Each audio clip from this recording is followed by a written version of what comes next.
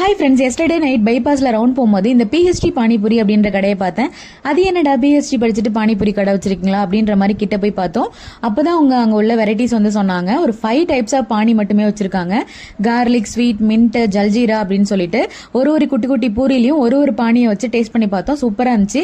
நம்ம சாப்பிட்டது classic package. இதே மாதிரி நிறைய பேக்கேஜ் அந்த கடையில வச்சிருந்தாங்க.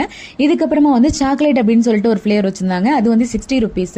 அதுல குட்டி குட்டியா சாக்லேட் ஜெம்ஸ் மாதிரி நிறைய உள்ளெல்லாம் போட்டிருந்தாங்க. அது இல்லாம லாஸ்டா சாக்லேட் கிரீம் போர் பண்ணி கொடுத்தாங்க. செம்ம டேஸ்டா இருந்துச்சு. என் ஹஸ்பண்ட் சும்மாவே ஒரு பானிபூரி பிரியர். இதுல டிஃபரெண்ட் ஸ்டைல்ல இருந்துச்சு. யம்மின்னு சாப்பிட்டுட்டே இருந்தாங்க. சூப்பரா இருந்துச்சு. அதுலயும் இந்த சாக்லேட் டைப் பானிபூரி வேற லெவல்ல இருந்துச்சுங்க. சூப்பரா இருந்துச்சு.